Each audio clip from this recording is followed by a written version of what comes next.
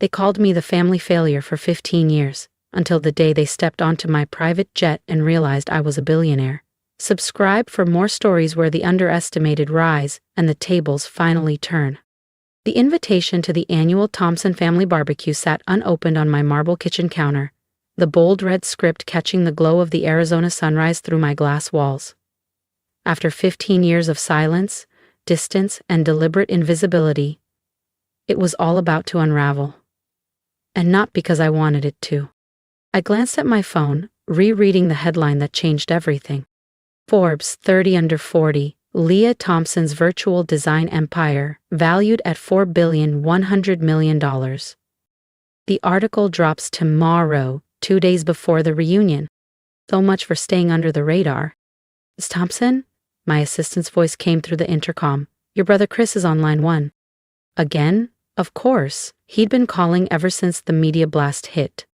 I sighed and picked up. Hi, Chris.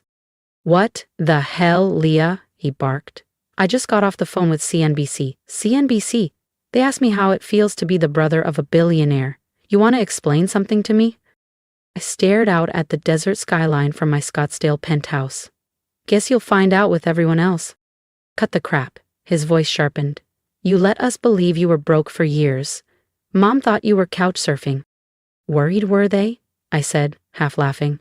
You mean all those lectures about how I was throwing away my future? The sarcasm? The helpful suggestions to go work for Uncle Mark's insurance agency? They were just trying to help. No, they were trying to mold me.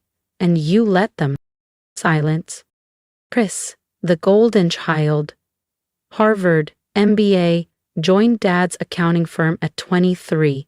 Never question anything. How long, Leah? He finally asked.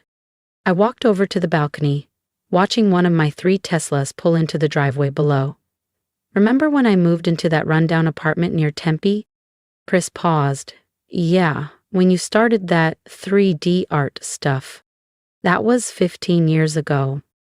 He didn't say anything else. And he didn't have to. That's right, I said aloud to no one, smirking. Everyone thought I was insane for tossing aside a finance degree to play with graphics, as Dad used to say. But what none of you knew was that I'd already sold my first VR sculpture collection for $60,000. $60,000? Back then? Chris had sounded stunned earlier. Yup, and 6 months later I sold another batch for $200,000. By the time Dad was announcing over Christmas dinner that I was just figuring things out, I had already passed the $1 million mark. I could picture Chris now, eyes squinting doing the math. But you still borrowed money from Mom and Dad for rent. You drove that beat-up Civic until last year. I actually laughed. I never borrowed money, Chris. I asked them to invest. In me, in my company. They refused. Loudly. And that Civic? A choice. Just like this Scottsdale penthouse. And the Gulfstream G700 parked at a private hangar downtown. Private jet? He had whispered, voice cracking. How rich are you exactly? I could hear the disbelief cracking through his carefully composed tone. I thought back to all those dinners where I was the invisible one, the sweet but broke sibling. Our youngest Tessa used to theatrically cover the bill, sighing about how tough things must be for me. Forbes will print $7.2 billion, I'd said, but that's modest. The real figure is closer to 10. The sound Chris made was somewhere between a gasp and a small scream. I've got to jump into a board meeting, I'd added casually. See you at the reunion. Click. I turned toward the intercom. Samantha, is everything ready? Yes, Miss Thompson, she said. Jet is fueled. Rolls-Royce fleet is scheduled to pick up each family member. The venue has been secured, private island confirmed, and all NDAs are signed. Perfect. I picked up the reunion invitation again. For 15 years, I'd let them box me in. The weird one, the dreamer, the financial disappointment. But this time they'd see the real me. My phone buzzed. Tessa, OMG Leah, this Forbes thing, tell me it's a prank. What is going on? I smiled and left her on read. Funny how the quiet ones always surprise them. Tessa, who loved to brag about how she made it in corporate America while her artsy older sister was still finding herself. The intercom buzzed again. Ms. Thompson? Both your parents are on the line. I didn't miss a beat. Tell them I'm in a meeting. I glanced at my Cartier watch. And Samantha? Call the helipad. I think I'll take the chopper to the board meeting today. As I gathered my things, tablet, sunglasses, notes for the next pitch deck, my mind drifted back to the day everything changed, the day I decided to keep my success a secret. 15 years earlier. 3D design isn't real art, Leah, Dad had scoffed across the dinner table. And this crypto art thing, he added, eyes narrowed, it's a scam. No one in their right mind is going to pay for computer-generated nonsense. I was 22, fresh out of Wharton, sitting at Sunday dinner in my parents' Phoenix estate trying to explain a vision they didn't want to hear. They hadn't paid for an Ivy League education so I could play with pixels. Actually, Dad, I just sold my first collection for enough, he snapped, cutting me off. You either come work at the firm like we planned or you're on your own. No support, no safety net, just a cold cut-off. My mother gave me her trademark patronizing smile, reaching across the table to pat my hand. Ugh, honey, we're just worried. You need structure, something stable, a real career. I looked around the table. Dad's stern glare, Mom's polite pity, Chris's silence, and Tessa's smirk. That was the moment. I didn't tell them about the $50,000 I'd already made, or the 3 immersive galleries courting me, or the venture capital firms emailing me daily. You're right, I said, standing. I'll figure it out on my own. 2 weeks later, I moved into a shoebox studio in Tempe. They assumed I was broke, too stubborn to ask for help, but I was quietly building a digital empire. Year 1. Brutal. 18-hour days, code art, networking, sleepless ambition. My first major collection, Neon Syntax, sold out in 6 hours. Total earnings? $1,200,000. I reinvested every cent, hired engineers, built platforms, revolutionized what digital ownership meant. But every time I visited home, same Civic, faded jeans, quiet smile. Let me help with rent, Mom would say. No thanks, I'd reply. I'm doing just fine. And I was more than fine. By the end of that first year, my network had crossed $10 million. By year 3, I'd quietly passed $100 million.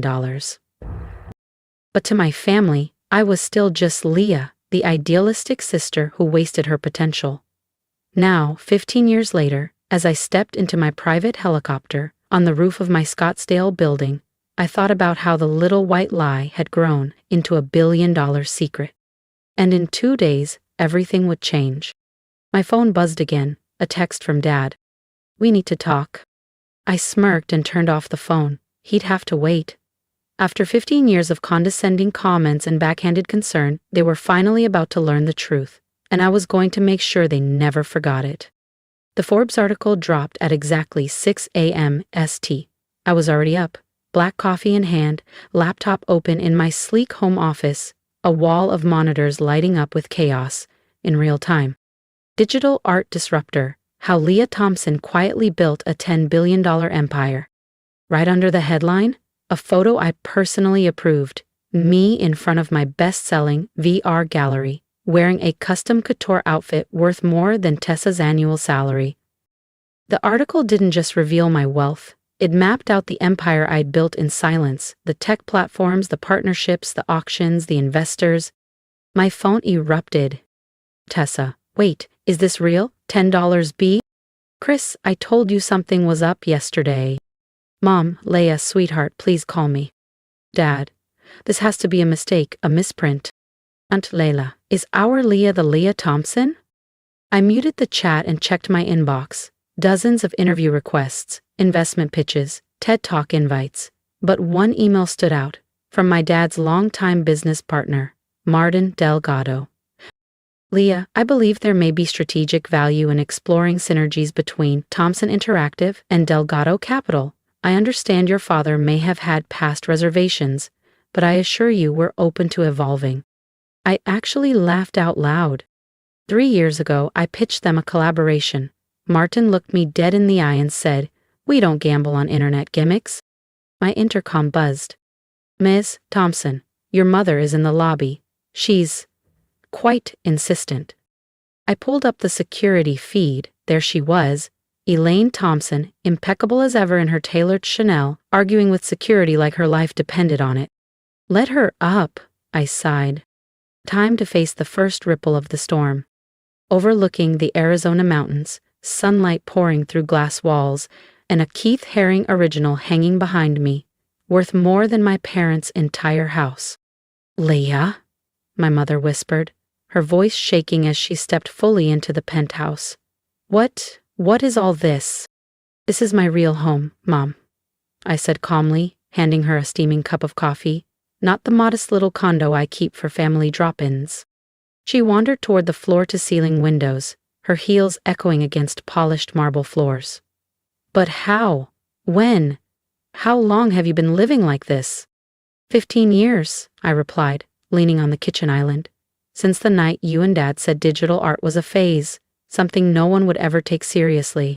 She turned slowly, her perfectly done-up face now clouded with confusion.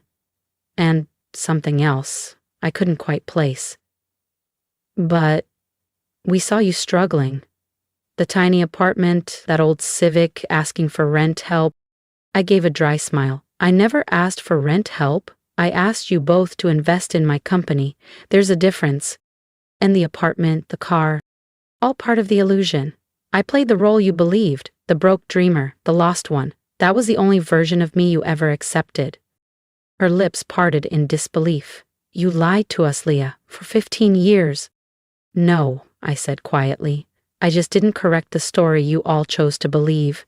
You were so sure I was failing, you never looked deeper.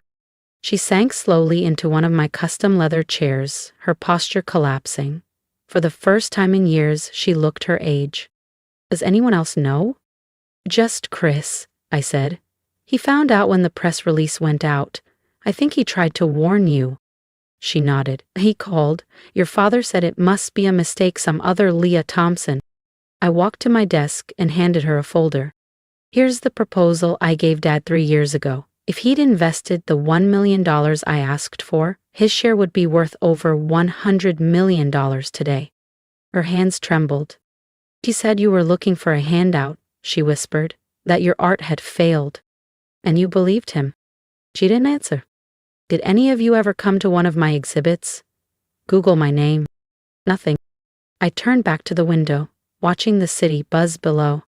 The family reunion's still on, by the way, but I changed the location. I bought out the entire resort, too public.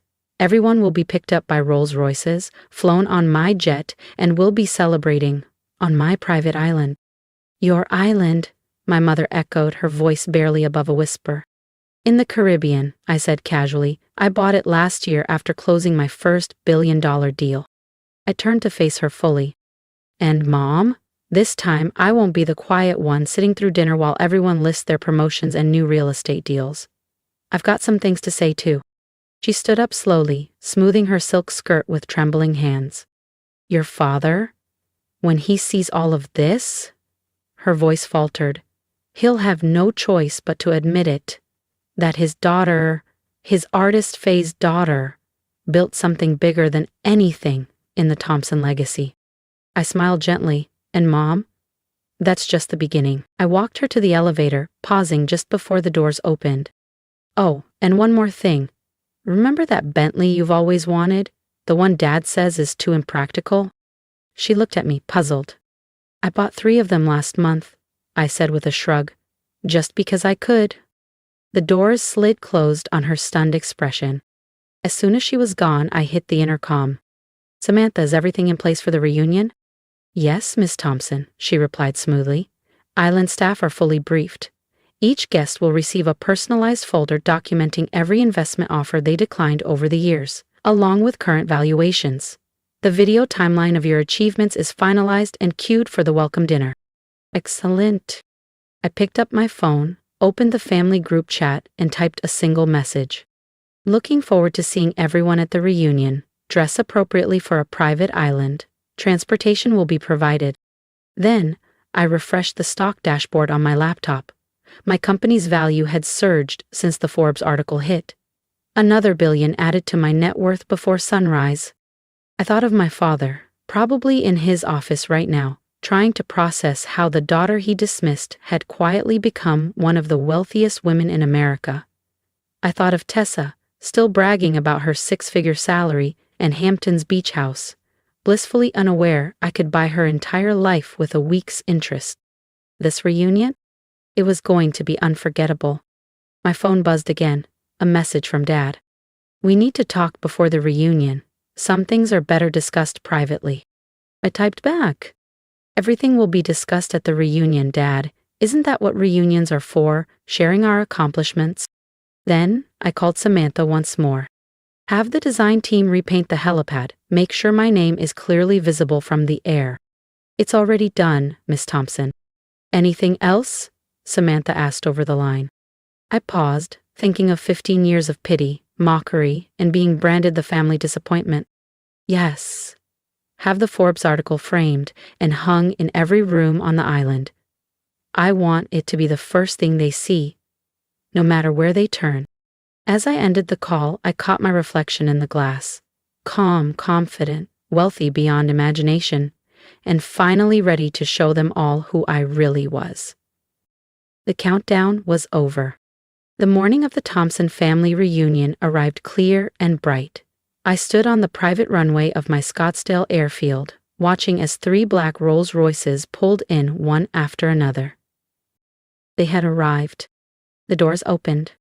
First came my father, still upright, still sharp-eyed, but his confidence dimmed. My mother followed, more subdued than usual after our conversation days earlier. Chris, Tessa, and a wave of aunts, uncles, and cousins trailed behind, their faces full of disbelief and veiled judgment. And there, waiting for them in the center of it all, sat my jet-sleek, white, gleaming Thompson Interactive, emblazoned in brushed silver along the fuselage. "Welcome, everyone," I said, letting my voice carry. "Hope the ride was comfortable." "Leah," my father said, stepping forward, trying to reclaim his usual authority, "this is a bit much. The resort would have been just fine." I smiled. "The resort was too public, Dad. This reunion needed to be more meaningful. On my island." "Your what?" Tessa muttered, clutching her Dior bag. "Of course, you have an island." As they boarded the jet, I watched their eyes shift, soaking in the gold-trimmed interior, the original artwork, the Dom Perignon in crystal flutes. "Is that a real Picasso?" Aunt Lila whispered. "Yes," I replied. "Picked it up last year." My father cleared his throat. "Leah, maybe we should talk." "We will, when we land. Until then, enjoy the champagne," I said, tilting my glass. "It costs more than your company made last quarter." He flinched. "Perfect." 2 hours later, we descended toward a glittering jewel in the ocean, my 300-acre private island, with a luxury resort nestled at its heart. Let the reunion begin. And there it was, visible from the sky exactly as planned. My name, Leah Thompson, spelled out in letters so large and bold they could practically be seen from orbit. "So Pi, what?" Tessa gasped, misreading the name at first. Then her jaw dropped. As we landed, I heard her whisper, "Of course she branded the helipad." Surrounding it were massive digital screens, each cycling through my most successful immersive art collections. The sale prices were prominently displayed: $2.30 M, $6.70 M, $11.50 M. Each one a statement in itself. "Welcome to Thompson Island," I said, stepping onto the tarmac, "my own little slice of paradise." "Little?" Chris muttered, eyes wide. The resort complex that stood before them was a seamless blend of futuristic architecture and untouched Caribbean beauty. "Everyone's rooms are ready," I continued. "There's some reading material waiting in each suite. I suggest you review it before dinner." The reading material was customized.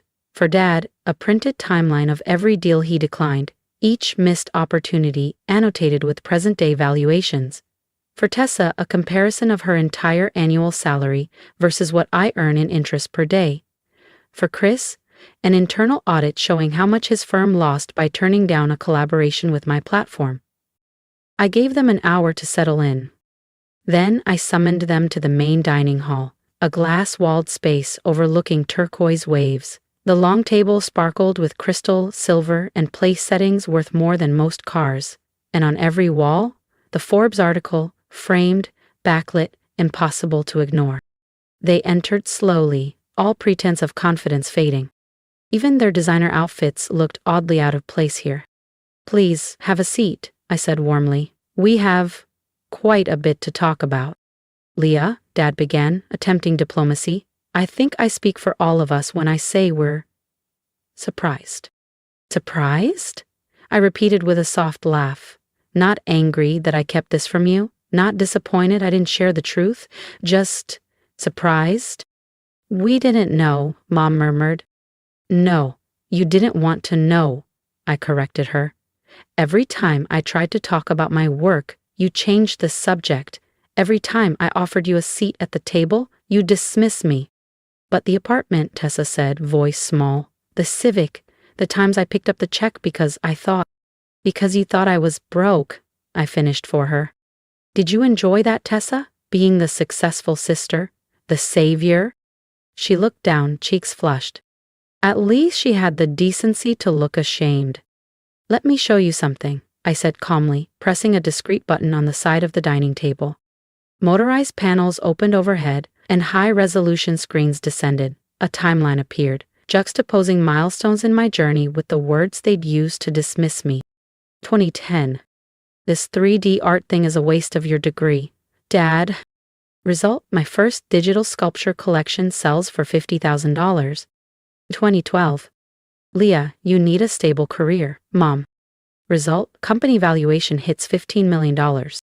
2015. "At least one of us is doing well, Tessa." Result, I close a $120 million partnership with a major tech firm. 2018. "Crypto art sounds like a scam, Chris." Result, my platform crosses 500,000 users and $600 million in sales. To 2022. "We don't fund online gimmicks, Dad's firm."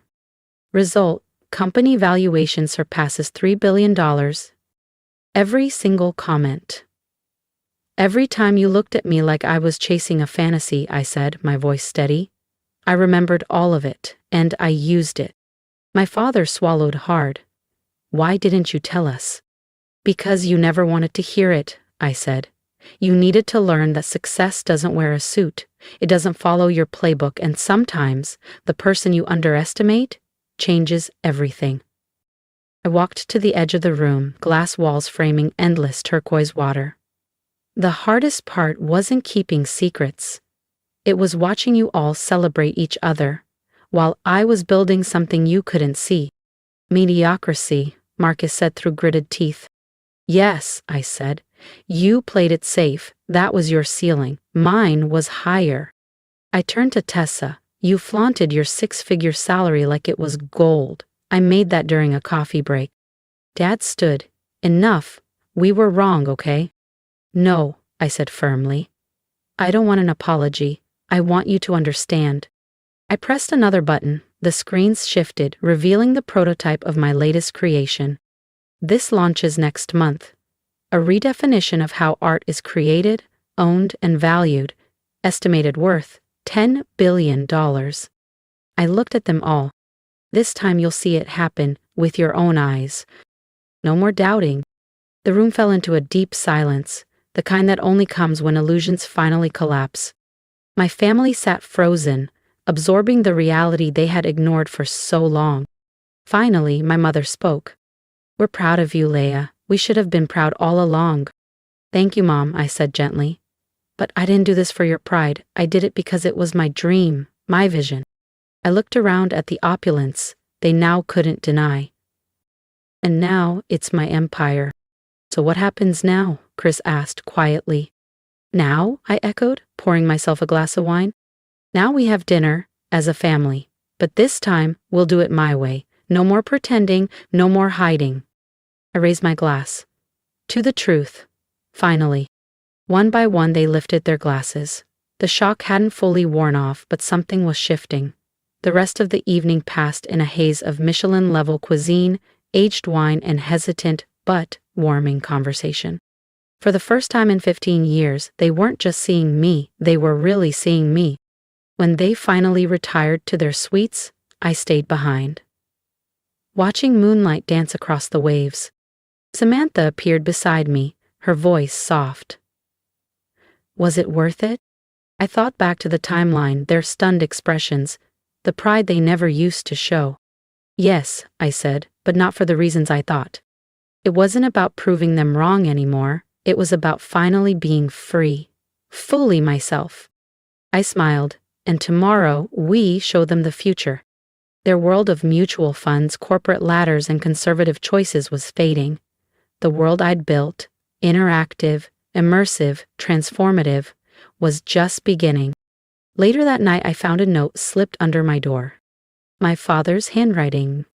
I was wrong, not just about your business, about everything. You didn't just succeed, you changed the game. I'm sorry I didn't see it sooner, Dad. I placed it in a frame beside the receipt from my first digital sale. $50,000, a reminder of where it began. The next morning, as my family gathered for breakfast, attitudes softened, curiosity blooming, I realized something profound. Success isn't just about proving others wrong. It's about proving yourself right. And sometimes the sweetest victory isn't loud. It's in quietly knowing you built something extraordinary. While the world was busy doubting you, my phone buzzed. Breaking. Thompson Interactive announces revolutionary new platform. The future had arrived, and this time, they'd be watching it unfold. No more hiding, no more pretending. Just success, on my terms. If you've heard my story, I want to hear from you. Leave a comment below. Tell me what you would do if you were in my shoes. Would you keep going, even when your family didn't believe in you? Would you stay silent? Or make the world listen when the time is right? Your support means more than you think. Share this video if you believe in second chances, in building something powerful even when no one is watching. And don't forget to subscribe, because this isn't just my story. It's for anyone who's ever been doubted, dismissed, or underestimated. And if you're chasing a dream right now, keep going. People may laugh, they may doubt you, they may call you crazy. Let them. Let their doubts fuel your drive. Build quietly, grow, and when the time comes, let the results speak for themselves.